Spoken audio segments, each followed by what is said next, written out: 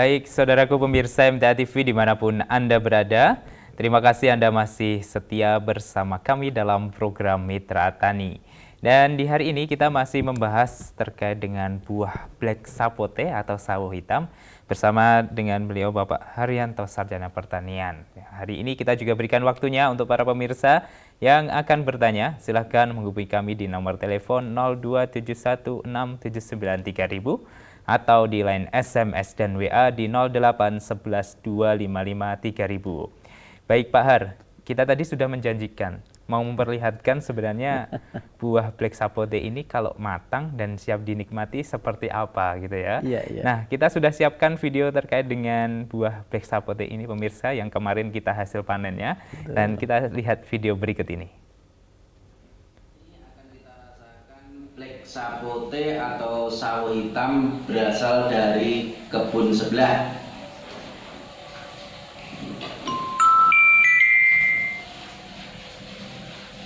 Kita belah. Oh, mantap. Ya, seperti ini. Dan akan kita rasakan rasanya seperti apa. Ya. Bismillahirrahmanirrahim.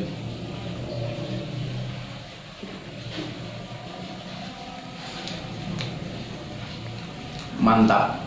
Seperti puding coklat. Iya. Oke.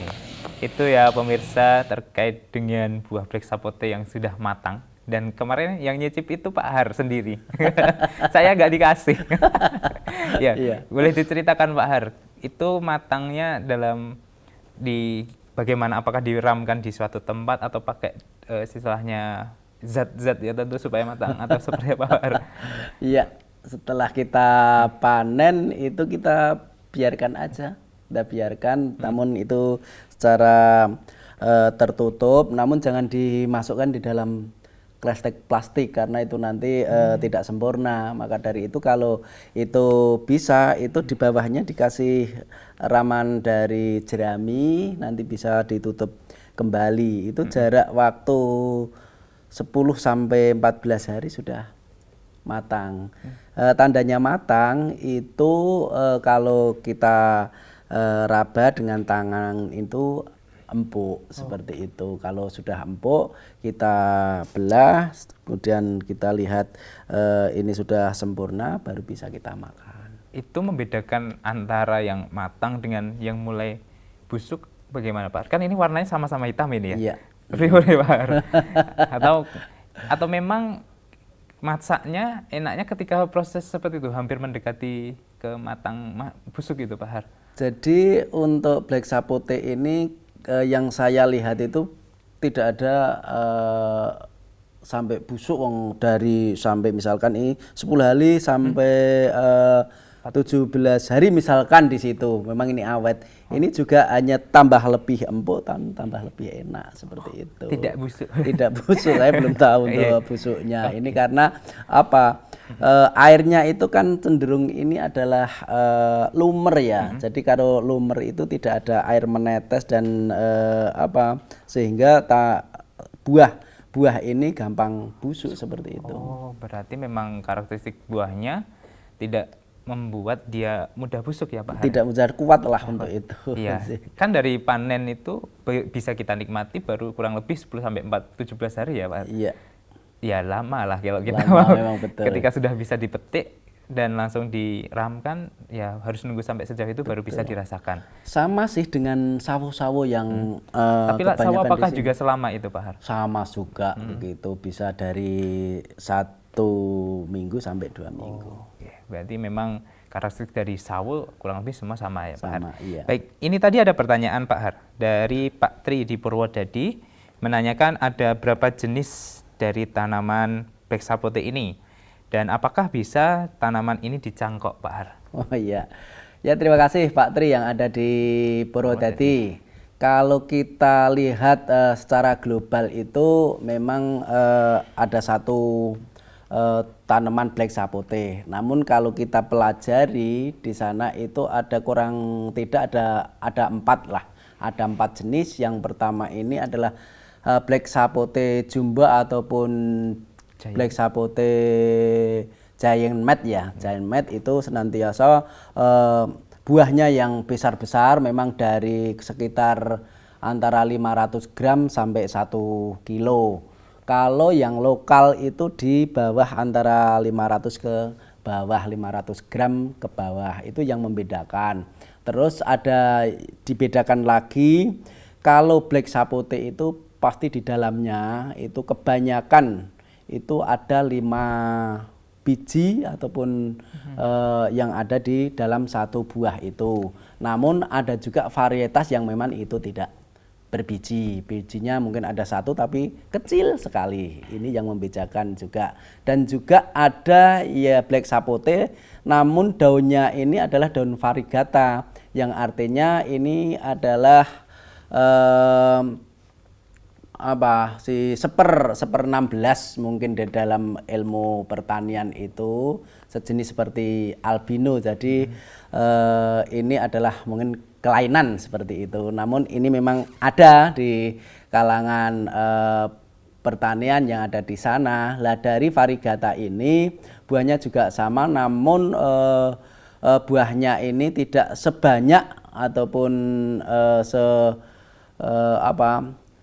kita ketahui bahwa ini juga kurang diminati daripada petani. Lah dari itu untuk black sapote yang memang kita ada ataupun kita nikmati dan ini disukai oleh para petani adalah black sapote yang jumbo, karena memang besar, rasanya juga enak. Namun sebetulnya kalau kita bedakan untuk giant mat sama yang lokal, itu rasanya sih enak sih yang lokal. Kenapa, dari Pak? Menggigitnya, dari mungkin rasa lumernya dan manisnya itu kalau kita rasakan, saya rasakan itu enak di lokal. Juga dari lokal itu lebih kuat daripada serangan hama penyakit juga. Ya, setiap jenis punya kelebihan masing-masing ya Pak. Betul, ya. Termasuk dan yang giant ukurannya yang super ya, bisa sampai 1 kilo. Kalau yang lokal dari rasanya, dari ketahanan buahnya sendiri gitu ya. Betul. Baik, pertanyaan kedua terkait dengan apakah bisa dicangkok untuk tanaman black sapote ini Pak? Oh iya, sangat bisa sekali Pak. Untuk tanaman black sapote ini dengan penanaman ataupun perkembangannya itu bisa dilakukan dengan sambung pucuk. Sambung pucuk ataupun sambung susu.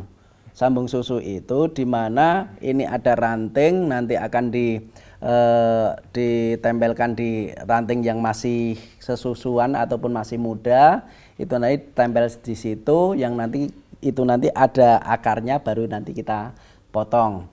Yang kedua itu bisa kita cangkok. Kalau kita cangkok itu sudah biasa dilakukan di sana. Apabila ini ada batang yang bagus, lurus, kita pilih di sana, kemudian kita cangkok. Setelah itu antara 3-4 bulan sudah ada akarnya, baru kita potong, kita langsung kita masukkan ke dalam polybag dulu atau langsung kita masukkan ke lahan, itu terserah nanti, monggo dipersilahkan. Dan ini sangat mudah dan gampang sekali untuk menanam black sapote ini. Baik, demikian untuk Pak Tri di Purwodadi. Semua sudah terjawab terkait jenisnya. Caranya dengan cangkok juga bisa dicoba dipraktekkan di rumah ya Pak Har ya. Iya, betul. Kalau dengan cara pembibitan dari mulai biji, adakah treatment khusus Pak supaya nanti hasilnya mungkin bisa maksimal dan seperti indukannya lah seperti ya. Untuk biji tentunya kita harus memilih biji dari buah yang paling besar, paling sehat. Kemudian kita ambil, kita kering anginkan di sana. Setelah kita kering anginkan, nanti kita setelah itu kalau kita mau pembibitan itu tentunya nanti akan kita sediakan air hangat-hangat kuku, kita masukkan di sana. Biasanya kalau yang kurang bagus itu akan mengambang, kalau yang bagus itu nanti akan cenderung tenggelam seperti itulah. Yang tenggelam itu nanti akan kita ambil, kemudian kita sediakan polybag dengan media tanah, pasir, juga pupuk organik 1:1, kita campur jadi 1, kemudian nanti biji-biji itu satu persatu kita masukkan di sana, kurang lebih 2 pekan 10 sampai 14 hari itu nanti sudah akan ada tunasnya ataupun kecambah lah. Mulai dari itu nanti bisa kita sortir mana yang bagus dan mana yang tidak. Baik, pakai vegetatif bisa, generatif bisa ya Bisa, Pak Har ya. iya. Yang mungkin mau beli buahnya dulu, mau merasakan, nanti yang nggak mau rugi bijinya bisa ditanam ya Pak Har. Betul. Di rumah dicoba. Jadi 200.000 untuk 1 kilo ya, nanti bijinya bisa sekalian ditanam ya Pak. Untuk siapa tahu nanti bisa berhasil menghasilkan buah yang banyak. Ya, daripada nanti untuk pertama kali biarlah nanti pemirsa membeli dulu rasanya seperti apa, setelah itu bisa menanam di lahan yang ada di sana. Apabila kurang lahan nanti bisa ditempatkan di polybag, niscaya nanti akan juga menghasilkan di sana. Saya juga menanam di polybag juga, di lahan juga ada, ternyata di lahan dan di polybag itu juga sama dan juga menghasilkan hasil yang memang kita inginkan. Iya, pengalaman Pak Har sudah membuktikan dimanapun bisa asalkan dengan perawatan yang baik ya Pak Har ya. Betul. Khusus. Baik, kalau di daerah yang mungkin cenderung airnya asam, mungkin sekitar Pantura dan lain sebagainya dekat pantai, mungkin termasuk di Purwodadi, Grobogan itu bagaimana Pak Har? Apakah juga masih memungkinkan untuk ini dikembangkan di daerah sana? Tidak masalah. Yang memang untuk secara kimiawi itu ukuran asam basah dan netralnya itu kalau di black sapote itu antara 56 sampai 67 pH-nya seperti itu. Cenderung asam ya? Cenderung ke netral. Ke netral, ke netral, ya. Namun demikian apabila tanah asam itu kan bisa dibuat agar tanah itu asam menjadi netral. Misalnya kagak di pesisir kita banyakin untuk dolomit ataupun kapurnya di sana sebelum kita menanam black sapote ini kita bisa sebarkan untuk misalkan kalau memang tanahnya itu betul-betul asam kita lubangi kurang lebih 40 nanti kita kasih sebarkan dolomit 1 kilo di sana, kita biarkan 1 pekan, kemudian setelah 1 pekan pupuk masuk, tanaman dimasukkan, kita tutup, insya Allah untuk selanjutnya juga tidak ada persoalan. Baik, di daerah yang asam bisa. Sedangkan ini ada pertanyaan dari Pak Samirono di Kalikajar Wonosobo Pak Har. Ya. Apakah sawo hitam ini bisa tumbuh dengan baik di dataran tinggi? Contohnya di Wonosobo, di depan rumahnya Pak Samirono ini. Bisa Terima kasih Pak Samirono yang terus untuk mendengarkan dan melihat Mitra Tani ini. Untuk black sapote di daerah Wonosobo itu sangat bisa sekali Pak. Sudah saya terangkan di awal bahwa black sapote ini bisa tumbuh dari dataran rendah sampai di dataran tinggi, dari 200 sampai 1.800 meter dari permukaan air laut itu bisa tumbuh, apalagi di Wonosobo yang agak dingin-dingin. Insya Allah dengan menanam black sapote ini akan tumbuh dengan bagusnya, tumbuh dengan suburnya, dan insya Allah akan menghasilkan hasil yang Bapak inginkan. Iya, apalagi kalau makannya di yang dingin-dingin ya pasti akan tambah nikmat sekali. Iya, kemarin saya ketika beli memang disarankan ketika selesai matang ini habis dari freezer atau kulkas gitu ya Pak Hari. Memang semakin nikmat ya rasanya. Semakin nikmat, apalagi nanti kalau kita mau buat pengen es buah lah di situ. Dikasih 1, 2, 3 kasih black sapote itu dicampur buah yang lain itu rasanya luar biasa. Siang-siang panas bikin es ya. Wow, seger kayak. Seger ya. Ya, baik. Ini ada pertanyaan kembali dari Pak Mukhlis. Ini tanya terkait dengan sebenarnya berapa sih Pak harga bibitnya dan belinya di mana ini? Untuk beli black sapote ini sebetulnya di di toko-toko tanaman itu sudah banyak untuk black sapote ini. Kalau di kalangan Surakarta ini banyaklah untuk menanam ataupun bibit black sapote. Jadi Bapak tidak usah khawatir untuk bibit black sapote ini, dan itu tidak mahal. Memang untuk pertama 2 tahun yang lalu itu satu tanaman yang itu 1 meteran itu sudah 500-550 ribu untuk per 1 bibit. Namun sekarang itu di bibit di 30-40 cm itu hanya 35 sampai 50 ribu saja. Ya. Mulai terjangkau sekarang ya Pak? Mulai terjangkau. Tidak seperti dulu yang wow lumayan lah.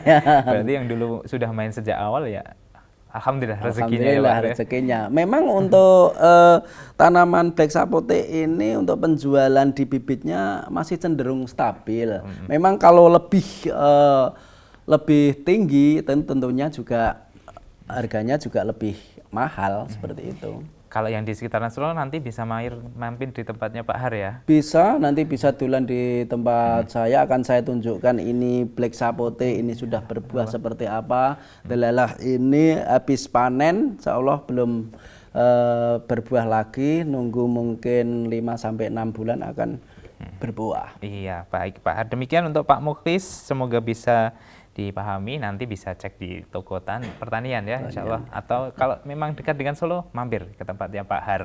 Ya. Baik Pak Har, saya tertarik dengan tadi kalimat Pak Har terkait dengan ini kan tahan terkait hama penyakit. Nah kalau boleh diterangkan kemungkinan yang akan terjadi yang menyerang tanaman black sapote ini seperti apa Pak hamanya dan penyakitnya?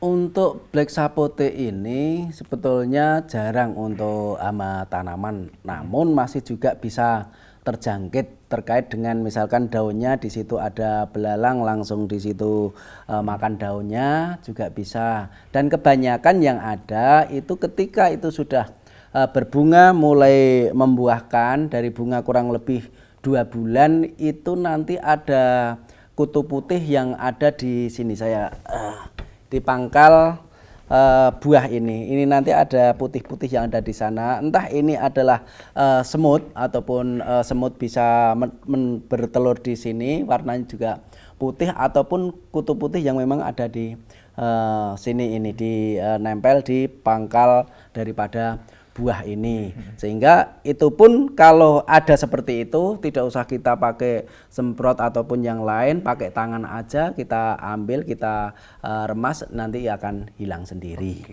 Itu mudah ya ternyata. Sangat mudah sekali. Jadi tidak perlu khusus ya Pak ya. Iya. Kalau dari batangnya mungkin apakah ada penyakit-penyakit? Kalau dari batang itu cenderung di kanker batang. Kanker batang itu Cirinya nanti cirinya kalau dari batang itu dari pucuk itu sudah mulai kering nanti akan turun ke bawah. Nah turun ke bawah nanti dari batang ini nanti akan kering. Nah kalau sudah kita ketahui karena ini nanti akan menjalar, maka dari itu sebelum ini sampai ke pangkal ini harus kita gunting ataupun kita potong, dan potongan ini harus kita buang yang jauh sehingga nanti kanker batang itu tidak akan menjalar ke batang yang lain. Oke, itu ya pemirsa, ciri dan tipsnya untuk mengatasi hama dan penyakit dari tanaman black sapote sudah dijelaskan dengan sangat rinci ya Pak. Semoga nanti para pemirsa menanam dan mengalami kondisi tersebut bisa mengamalkan apa yang tadi tipsnya dari Pak Har. Kalau dari segi merawat Pak Har, mungkin ada nutrisi, pemupukan, baiknya secara rutin durasi berapa dan waktunya kapan Pak Har? Ya, tentunya bahwa tanaman black sapote ini memerlukan nutrisi ataupun unsur hara yang diperlukan oleh tanaman tersebut. Maka dari itu jangan lupa pemeliharaan memang ini adalah kuncinya agar tanaman black sapote ini bisa hidup dengan normal dan menghasilkan hasil dengan ataupun yang kita inginkan. Tentunya tidak usah banyak-banyak untuk memberikan nutrisi ataupun intensitas perharinya. Maka dari itu untuk pemberian pupuk ataupun nutrisi ini cukup 16 ataupun 6 bulan sekali, mohon maaf 6 bulan sekali bisa ditaruhkan di tanaman itu dengan melubangi tanah di sekitar tanaman dari diameter kurang lebih 20 cm, nanti akan kita lubangi kurang lebih lebarnya 20 cm, masuknya 20 cm, nanti kita kasih pupuk organik kurang lebih itu antara 15 sampai 20 kilo, kemudian nanti kita tutup, kita siram, setelah itu kita tunggu lagi, nanti 6 bulan sekali akan ada pemeliharaan seperti itu. Kalau nanti ada hama cepat kita atasi, kalau ada penyakit yang sudah kita terangkan tadi langsung kita eksekusi seperti itu, niscaya nanti tanaman black sapote ini akan tumbuh dengan suburnya. Iya, sepertinya minim biaya ya Pak ya untuk perawatannya ya. Betul. Iya. Hasil ini berarti bisa dibilang semua keuntungan. Keuntungan memang betul. Jadi memang ini salah satu prospek ke depan yang mungkin para pemirsa bisa kembangkan, yang di rumah mungkin bisa ada waktu, ada lahan, ada tempat, nanti bisa dikembangkan buah black sapote ini. Ya. Baik Pak Har, sepertinya kebersamaan kita sudah harus berakhir sampai di sini. Terakhir barangkali ada pesan penyemangat untuk para petani di rumah semua.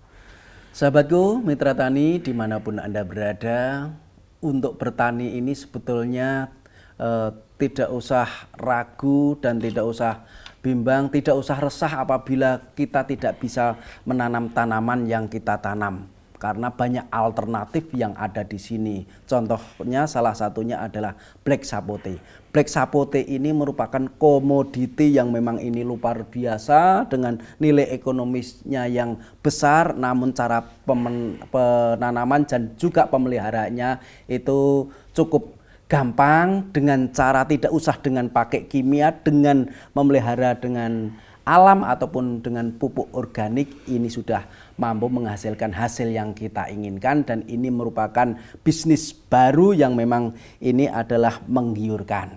Maka dari itu sahabatku, mitra tani dimanapun Anda berada, kita harus terus menanam, terus memberikan hijau yang ada di bumi ini agar bumi ini tetap lestari. Baik, semoga semakin bersemangat untuk para sobat mitra tani dimanapun Anda berada ya. Amin. Baik, terima kasih Pak Har untuk informasinya. Semoga Pak Har senantiasa diberikan kesehatan dan nanti kesempatan berikutnya bisa memberi tips-tips di dunia pertanian lainnya. Iya. Baik, Assalamualaikum warahmatullahi wabarakatuh. Waalaikumsalam warahmatullahi wabarakatuh. Baik, saudaraku pemirsa MTA TV dimanapun Anda berada, demikian tadi telah kita ikuti dan simak bersama program Mitra Tani untuk edisi kali ini.